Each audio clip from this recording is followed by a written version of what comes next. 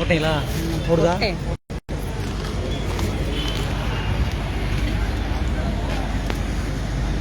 ஐந்தரை மக்கள் கட்சியினுடைய ஏப்ரல் மாதம் வரை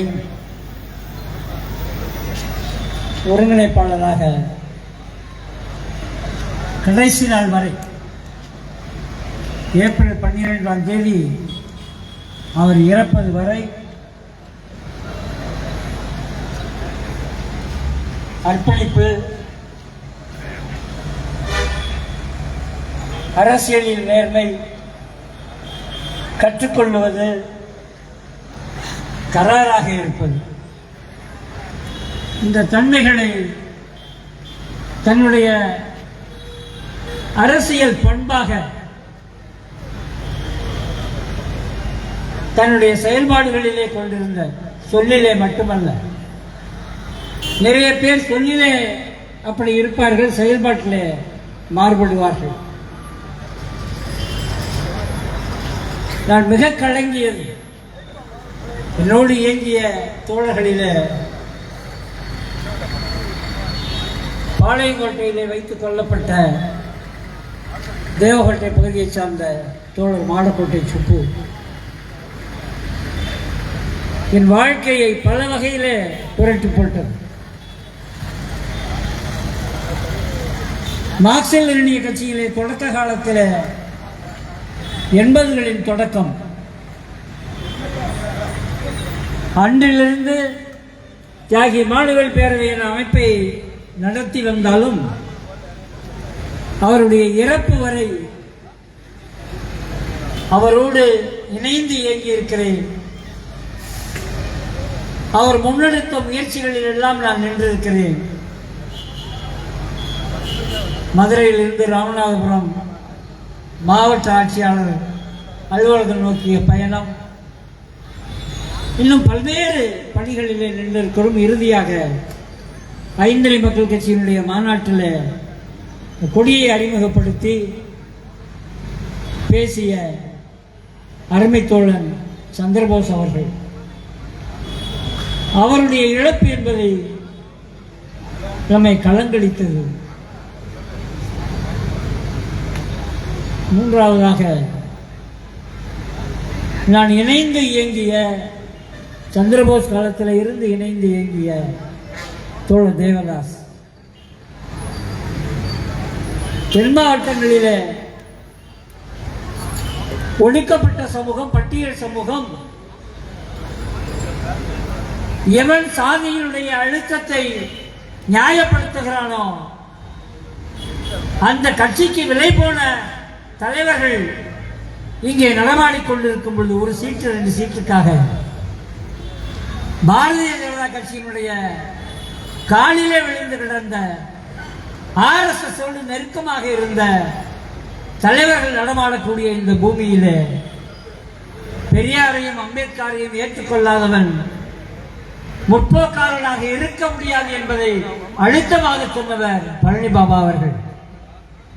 அதற்கு பிறகு மிக அழுத்தமாக அதை முன்வைத்தவர் தோழர் சந்திரபோஸ் அவர்களும், அந்த நடவடிக்கையிலே முன்னின்ற தோழர் தேவதாஸ் அவர்கள்.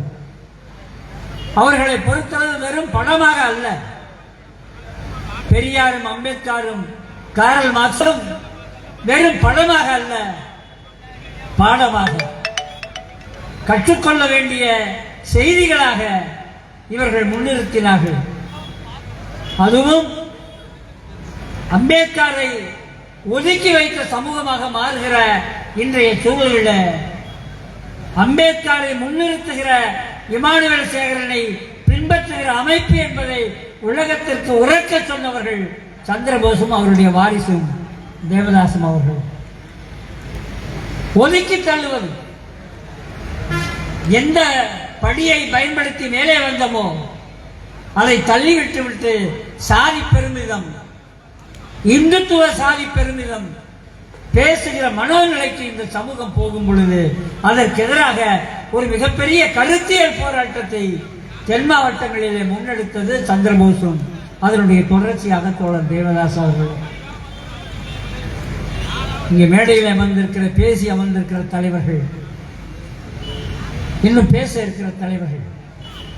நான் யாரையும் முன்மொழியவில்லை, ஏனென்றால் இந்த மேடைக்கு வரும் பொழுது உணர்ச்சி வசப்பட்டு ஏதோ மனநிலைக்கு நான் ஆளாகி விடுவனோ என்கிற நிலைதான் என்னை பொறுத்தவரை. எனக்கு வயது இப்பொழுது 67. என்னோடு இயங்கிய தோழர்களுடைய இழப்பை பலரை நான் சந்தித்திருக்கிறேன். ஒருவர் ஊழியராக வளர்வதற்கு குறைந்தபட்சம் 5 ஆண்டுகள் தேவைப்படுகிறது. ஒரு கட்சி தலைவனாக எத்தனை ஊழியர்களை வளர்த்தோம், எத்தனை ஊழியர்கள் வளர்ந்தார்கள், பின்வாங்கி சென்றார்கள் என்பதை நான் கடந்த காலங்களிலே ஏராளமாக பார்த்தோம். ஒரு ஊழியன், பொது ஊழியன் விஷயங்களை கற்றுக்கொண்டு ஒரு ஊழியனாக வளர்வதற்கு 5 ஆண்டுகளுக்கு குறையாமல் தேவைப்படுகிறது. அதே ஊழியன் தலைவராக மாறுவதற்கு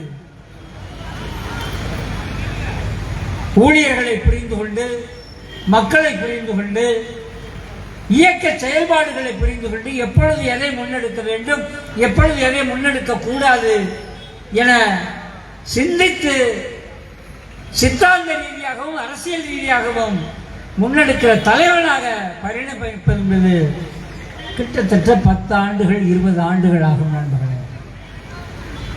நான் சொல்லுகிற இந்த கனமான செய்தி இருக்கிறது, அதுதான் தோழர் தேவதாசனுடைய இழப்பு எவ்வளவு பெரிய இழப்பு என்பதை நீங்கள் புரிந்து கொள்ள முடியும். சங்கரன் கோயிலில் அனைத்து இயக்கங்களையும் ஒருங்கிணைத்து ஒரு ஆர்ப்பாட்டம், ராஜபாளையத்தை மையப்படுத்தி ராஜபாளையம், சுந்தரராஜபுரம், சேத்தூர் 3 இடங்களிலும் இந்த ராஜபாளையம் வட்டாரத்தினுடைய இயக்கங்களை எல்லாம் ஒருங்கிணைத்து 3 ஆர்ப்பாட்ட நிகழ்ச்சிகள் ஒன்றிய அரசை எதிர்த்து அத்தனை பேர் இங்கே அமர்ந்திருக்கிறார்கள். நீங்கள் பேச சொன்னால் தோழர் தேவதாசை பற்றி என்னை விட இன்னும் கூடுதலாக களத்திலே கூட நின்ற தோழர்கள் இங்கே அமர்ந்திருக்கிறார்கள். அவர்களுக்கு இந்த மேடையிலே வாய்ப்பில்லை, அவர்கள் சார்பாகத்தான் நாங்கள் பேசிக் கொண்டிருக்கிறோம். உடனே இருந்தவர்கள் ஐந்தரை மக்கள் கட்சியினுடைய தோழர் மாடசாமியாக இருக்கலாம், தோழர் கோபாலகிருஷ்ணனாக இருக்கலாம், அவர்களோடு இயங்கிய தோழர் குருவையாக இருக்கலாம். இந்த ஊழியர்கள் மிக குறுகிய காலத்திலே கற்றுக்கொண்ட ஊழியர்களாக வளர்ந்திருக்கிறார்கள். அவர்கள் முழுமை அடைவதற்கு முன்பே, ஒரு பயிர் எப்படி முழுமை அடையுமோ அதுபோல அவர்கள் முழுமை அடைவதற்கு முன்னே தோழர் தேவதாசை இழந்திருக்கிறார்கள். குடும்பத்தினர் இரத்த உறவாக இருப்பதனால் கதறி அழுதார்கள். இரத்த உறவாக இல்லை என்றாலும் இயக்க உறவாக, அரசியல் உறவாக இருந்ததனால் தோழர் தேவதாசனுடைய இழப்பிலே கதறி அழுத ராஜபாளையம் வட்டார தோழர்களை நான் பார்க்கிறேன். இன்றைக்கு இந்த நிகழ்ச்சியை கட்டமைத்த, இதற்கு முன்னின்று ஏனைய அமைப்பு தோழர்களையும் இணைத்துக் கொண்டு இந்த நிகழ்ச்சியை கட்டமைத்திருக்கிற அருமை தோழர் மாடசாமியையும் அவரோடு இயங்கிய அத்தனை தோழர்களையும் நான் மனமாற வாழ்த்துகிறேன், மனமாற பாராட்டுகிறேன் நண்பர்கள். இன்றைக்கு இந்த நிகழ்ச்சி நடக்கிறது ஜவஹர் திடலில் நடக்கிறது என்றால் இது இங்குதான் நடக்க வேண்டும் என கேட்டுக்கொண்டவர் விடுதலை சிறுத்தைகளுடைய தலைவர் அருமை சகோதரன் திருமாவளவன் அவர்கள். ஒரு சிறிய அரங்கிலே நடத்தலாம் என திட்டமிட்ட பொழுது, இல்லை ஜவஹர் திடலில் நடக்க வேண்டும், நான் வருகிறேன் 26ஆம் தேதி என தேதியையும் கொடுத்து இங்கே நிகழ்ச்சி நடத்த சொன்னவர் விடுதலை சிறுத்தைகளுடைய தலைவர்.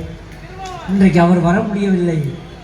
வேறு சில சிக்கல்கள், நெருக்கடிகள், வேறு கூட்டங்கள், அதைவிட பல நெருக்கடிகளை இன்றைக்கு சிக்கிக் கொண்டவர் என்னுடைய அருமை சகோதரன், தமிழ்நாட்டினுடைய அமைச்சரவையில் பங்கெடுத்திருக்கிற விடுதலை சிறுத்தைகளுடைய துணை பொதுச் செயலாளர் தோழர் வன்னியரசு அவர்கள். இந்த நெருக்கடியிலும் சென்னையினுடைய சுழற்சிக்குள்ளே சிக்கி மாலையிலே விடுதலையாகி அவர் நெருங்கிக் கொண்டிருக்கிறார். அவரை நெருங்க விடாமல் செய்கிறார்கள் அருமை விடுதலை சிறுத்தைகள் தோழர்கள். ஆங்காங்கே வரவேற்பு பாராட்டு, வரவேற்பு பாராட்டு. தோழர் வன்னியரசு இந்த நிகழ்ச்சிக்கு வருவது இன்னும் பொருத்தமானது. இந்த மண்ணினுடைய மைந்தன் அமைச்சரானதற்கு பிறகு முதல் முறையாக சொந்த மண்ணுக்கு வருகிறார் வன்னியரசு. வாழ்த்துகிறோம், பாராட்டுகிறோம், வரவேற்கிறோம் நண்பர்களே. ஒரு எளிய மனிதன் அதிகாரத்தில் அமர்வது என்பதனுடைய அந்த வேட்கை இருக்கிறது. ஒரு பஞ்சாயத்து தலைவராக, ஒரு வார்டு மெம்பராக, அதை தாண்டி சட்டமன்ற உறுப்பினராக, ஒரு அமைச்சராக தமிழ்நாட்டிலே உட்காருவது என்பது இருக்கிறது. அந்த வேட்கையை புரிந்து கொள்வது மிகவும் கடினமான விஷயம். அது வெறும் கட்சி அரசியலுக்குள்ளே அடைபட முடியாத ஒரு சங்கடமான மன உணர்வு நண்பர்கள். அதை நான் புரிந்திருக்கிறேன். தோழர் வன்னியரசு அவர்களுடைய வருகை எவ்வளவு தாமதமாக இருந்தாலும் நான் விமானத்தை பிடித்து நிகழ்ச்சிக்கு வந்துள்ளேன் என சொன்னார். விடுதலை சிறுத்தைகளுடைய தோழர்கள் நாங்கள் அவரோடு தான் வருவோம் என இங்கு இருக்கிற நாற்காலிகளை காலியாக்கி கொண்டிருக்கிறார்கள். நீங்கள் பார்த்திருக்கலாம், சாந்தம்மாளுடைய உரையும் என்னுடைய அருமை தங்கை அந்தோணி அம்மாளுடைய உரையும், இந்த இரண்டு உரையும் இங்கே முத்தாய்ப்பானது நண்பர்கள்.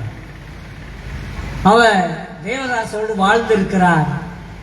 தேவதாசோடு இணைந்து இயங்கிய ஸ்ரீபன் ராஜோடு வாழ்ந்திருக்கிறார் அந்தோணி அம்மாள். இந்த இரண்டு குடும்பங்களோடும் இரண்டு தோழர்களோடும் நாங்கள் அரசியல் ரீதியாக வாழ்ந்திருக்கிறோம். உங்களால் அழ முடிகிறது, எங்களால் அழ முடியவில்லை. காரணம், ஒரு சமூகம் இந்த தலைவர்களை இழந்திருக்கிறது நண்பர்கள். ஒரு சமூகம் இந்த தோழர்களை தலைவர்களை இழந்திருக்கிறது. சரியான திசையை நோக்கி பயணிக்கிற நீங்கள் ஒவ்வொரு சமூகத்திற்கிலிருந்தும் தலைவர்கள் எழுந்து வருவார்கள். தான் தன் குடும்பத்திற்கு சம்பாதித்தால் போதும் என நினைப்பான், அல்லது தான் சொந்த சாதிக்கு வாழ்ந்தால் போதும் என நினைப்பான். நாங்கள் மருத நிலத்திற்கு சொந்தக்காரர்கள், போரும் ஏறும் எங்களுடைய பண்பாடு என உறக்க சொல்லுகிற தலைவர்கள் இங்கே ஏராளமாக இருக்கிறார்கள். ஆனால் ஏர் இருக்கிறது, ஏர் உள்ளவர்கள் விவசாயிகள் கடுமையாக பாதிக்கப்படுகிற அந்த திசையில எங்குமே இறங்குவது கிடையாது நண்பர்களே. அறிவாளிகளாக, கற்றவர்களாக, படித்தவர்களாக, இன்னும் பண்பட்டவர்களாக தலைவர்களை உருவாக்குவது என்பது மிகவும் கடினமான விஷயம். சண்டை சச்சரவுகளை மட்டுமே நிற்பது, வழக்குகளை சந்திப்பது, சிறைக்கு போவது, அதனுடைய தொடர்ச்சியாக கேங்ஸ்டராக மாறுவது என்பதாக இருந்த இந்த சமூகத்தை ஒரு அறிவுபூர்வமான சமூகமாக மாற்றுவதற்கு அரசியலை கற்றுக்கொள்ளுங்கள். சாதி நமக்கு ஒரு பிழைச்சுமையாக இருக்கிறது. சாதி சொகுசாக இல்லை, சாதி நமக்கு பெருமிதமாக இல்லை. மீசையை முறுக்கிக் கொண்டு நான் இந்த சாதிக்காரன் என பெருமையாக சொல்லுகிறதாக இல்லை. சாதி பிழைச்சுமையாக இருக்கிறது, நமக்கு அருவருப்பாக இருக்கிறது. ஒருவரை ஒருவர் சேர விடாமல், ஒருவரை ஒருவர் நண்பராக இருக்க விடாமல், ஒருவரை ஒருவர் காதலர்களாக இருக்க விடாமல் சாதி பிழைச்சுமையாக இருக்கிறது நண்பர்களே. அதை தூக்கி எறிய வேண்டும் என்றால் அந்த சாதியை திரட்டி சாதி ஒழிப்புக்காக பணியாற்ற வேண்டும் என்கிற உன்னதமான லட்சியத்தை தோழர் சந்திரபோஸ் முன்வைத்தார். ஏகாதிபத்திய எதிர்ப்பு என்பதை தோழர் சந்திரபோஸ் முன்வைத்தார். ட்ரம்புக்கு எதிரான ஆர்ப்பாட்டம், இவைகளிடையே தேவதாஸ் பங்கெடுக்க ஆரம்பித்தார். 10ஆம் தேதி 12ஆம் தேதி அவர் விபத்தில் இறந்து போகிறார். 10ஆம் தேதி நாங்கள் இருவரும் சிவகங்கையிலே, தோழர் நிலவழகனும் இங்கே வந்திருக்கிறார். நாங்கள் 3 பேரும் அங்கே சந்திக்கிறோம். சிவகங்கைக்கு பக்கத்திலே படமாத்தூரில் வெட்டி கொல்லப்பட்ட, சாதி ஆதிக்கத்தால் வெட்டி கொல்லப்பட்ட தோழர் முருகன் என்பவருடைய நினைவு நாளுக்காக நாங்கள் அங்கே போனோம். அன்று கோபாலகிருஷ்ணனோடு அவர் வந்தார். அன்று மாலை அவரிடமிருந்து விடைபெற்றேன். 12ஆம் தேதி நாம் திருச்சி போவோம், மதுரை வந்து விடுங்கள், சேர்ந்து போவோம். மக்கள் கலை இலக்கிய கழகம் ஒரு நிகழ்ச்சியை நடத்துகிறது. என்னை அழைத்திருக்கிறார்கள், உங்களை கோவன் அழைத்திருக்கிறார், வாருங்கள் மதுரையில் சந்தித்து போவோம் என்கிறோம். இறப்பு செய்தி தான் வந்தது நண்பர்களே. தொடர்ந்து நிகழ்ச்சிகளில் மதுரையை தாண்டி செல்வதென்றால் நாங்கள் இருவரும் இணைந்து செல்வது. தோழர் பொழிலன் அவர்கள் தமிழக மக்கள் முன்னணி ஏற்பாடு செய்திருந்த அரியலூர் கூட்டத்திற்கும் நாங்கள் இணைந்துதான் சென்றோம். ஆனால் என்னால் தோழர் தேவதாசோடு இணைந்து போக முடியவில்லை. இன்னும் ஏராளமான கடமைகள், அவர் விட்டு சென்ற கடமைகள் முன்னே நிற்கிறது. இந்த நிகழ்ச்சிக்காக மட்டுமில்லை நண்பர்களே, ஐந்திணை மக்கள் கட்சி இது ஒரு திணையாக, மருத திணையாக மட்டுமே பேசிக் கொண்டிருந்த பொழுது தமிழ்நாட்டினுடைய அனைத்து சமூக உழைக்கும் மக்களுக்காகவும் நாங்கள் நிற்க வேண்டும். இதை ஐந்திணையாக தமிழ் சமூகத்தினுடைய திணை வாழ்க்கை என்பது முல்லை, மருதம், நெய்தல், பாளையன பல்வேறு திணைகளாக வாழ்ந்து கொண்டிருக்கிறார்கள். இது அனைத்து திணைகளுக்குமான கட்சியாக மாற வேண்டும் என 2001 தியாகி இமானுவேல் பேரவையை ஐந்திணை மக்கள் கட்சியாக மாற்றுவதற்கு மிக கடுமையாக முயற்சி செய்தவர் தோழர் தேவதாஸ் அவர்கள். அவரோடு முழுக்க நாங்கள் நின்றோம், அந்த பணியிலே நின்றோம். தோழர் சந்திரபோஸ் அவர்கள் அந்த மாநாட்டிலே மிக உடல் நலிவுற்றிருந்த நிலையிலே கொடியாடி முகம் என்பதை செய்தார். அவருடைய இழப்பு தேவதாஸ் உள்ளிட்ட பலருக்கு வழிகாட்டி என்கிற அடிப்படையில் மிகப்பெரிய இழப்பாகும் நண்பர்களே. இன்றைக்கு சாந்தம்மாள் அவர்கள் இங்கே அறிவித்திருக்கிறார், நான் அமைப்பில் இணைந்து இயங்குவேன் என்பதை உலகிற்கு அறிவித்திருக்கிறார். எங்களிடம் நேருக்கு நேராக சொல்லியிருக்கிறார். அன்றைக்கு அவருடைய அந்த உறுதிப்பாட்டை எங்களால் பார்க்க முடிந்தது. காரிசாத்தானிலே மூத்த மகள் தமிழனுடைய உறுதிப்பாட்டை அந்த நிகழ்ச்சியிலே எங்களால் பார்க்க முடிந்தது. உறவுகள் நெருக்கடி கொடுக்கும் பொழுதுதான் அவன் ஊசலாடி விடுவான். உறவுகளுடைய நெருக்கடியிலே இந்து சனாதன சடங்குகளுக்குள்ள மாட்டக்கூடாது என தமிழ் உறுதியாக நின்றார். அவரோடு அவருடைய தாயார் தோழர் தேவதாஸ் அவர்களுடைய துணைவியார் சாந்தம்மாள் உறுதியாக அன்றைக்கும் நின்றார், இன்றைக்கும் இந்த மேடையில் நிற்கிறார். நிச்சயமாக கரம் கோர்த்து நாம் களத்திற்கு செல்லுவோம். ஏராளமான இளைஞர்கள் பல்வேறு முயற்சிகளிலே தோழர் தேவதாஸ் எத்தகைய கருத்துக்களை கொண்டிருந்தாரோ அதை தங்களுடைய வழிகாட்டும் கருத்துக்களாக வைத்து இயங்குகிறார்கள். அவர்களோடு கரம் கோர்ப்போம். மக்களுடைய விடுதலைக்காக, ஒடுக்கப்பட்ட மக்கள் விடுதலைக்காக, உழைக்கும் மக்கள் விடுதலைக்காக பல்வேறு அமைப்புகளோடு இணைந்து ஒன்றாக சேர்ந்து பயணிப்போம் என்பதை சொல்லி இந்த நினைவுகளை பகிர்வதற்கு வாய்ப்பளித்த அருமை தோழர்கள், ஒரே ஒரு செய்தியை நான் இங்கே சொல்லவில்லை. தோழர் தேவதாஸ் அவர்கள் இறந்த ஒரு 10 நாட்களுக்குள்ளே ஐந்திணை மக்கள் கட்சியினுடைய மாநில பொருளாளராக இருந்த அந்தோணி என்கிற இந்த மூத்த தோழர் இறந்து விட்டார் என்கிற செய்தியை நாங்கள் இங்கே ஏப்ரல் 29 வரும்பொழுது கேள்விப்பட்டோம். தேவதாஸ் இருந்திருந்தால் அவருடைய இறப்பு நிகழ்ச்சி ஒரு பெரிய அரசியல் நிகழ்ச்சியாக மாறி இருந்திருக்கும் கரிசல் குளத்தில். ஆனால் கரிசல் குளத்தில் ஊரும் உறவுகளும் மட்டுமே அதை அடக்கம் செய்து விட்டார்கள். வெளியில் செய்தி தெரியாது. அவர் அடக்கமான பிறகு 4-5 நாட்கள் கழித்து தான் தோழர்களுக்கு தெரிகிறது. அந்த அடிப்படையிலே தான் அவருடைய படத்தையும் இங்கே வைத்து நினைவு கூறியிருக்கிறார்கள். தோழர் அந்தோணி முத்திற்கும் சேர்த்து தோழர் தேவதாசோடு இணைந்து இதை முன்னெடுத்திருக்கிறார்கள். வாய்ப்பளித்த ஐந்திணை மக்கள் கட்சி தோழர்களுக்கு நன்றி கூறி தொடர்ந்து உங்களோடு பயணிப்போம். யார் எதை சொன்னாலும் சரி, நாம் ஒரு திசையை நோக்கி பயணிக்கிறோம். நாம் இணைந்து பயணிப்போம். தோழர் சந்திரபோஸ் காலம் தொடங்கி இன்றைக்கு ஒருங்கிணைப்பாளராக பொறுப்படுத்திருக்கிற அருமை தோழர் ராசு, உங்களுடைய செயல்பாடு வரை உடன் நிற்போம் என்று சொல்லி வாய்ப்புக்கு நன்றி கூறி விடைபெறுகிறேன். நன்றி, வணக்கம். தோழர் அவர்களுக்கு நினைவு பரிசும் பயனாடையும் தோழர் ஐங்கரன் அவர்கள் வழங்குமாறு கேட்டுக்கொள்கிறேன். மீத்தேன் திட்டம் மண்ணை சுரண்டுகிற அத்தனை நாசக்கார திட்டங்களுக்கும் எதிராக போர்க்குடி தூக்கி மது அரக்கர்களால் சிதைந்து போகும் தமிழக குடும்பங்களை எல்லாம் காக்க தன்னுடைய வசீகர குரலால், பாடலால் பல்வேறு பாடல்களை பாடி மக்களை, இளைஞர்களையும் அரசியல் படுத்திக் கொண்டிருக்கக்கூடிய தோழர், மக்கள் கலை இலக்கிய கழகத்தினுடைய தோழர் கோவன் அவர்களை அன்போடு ஐந்திணை மக்கள் கட்சி நினைவுரை வழங்க அழைக்கிறது.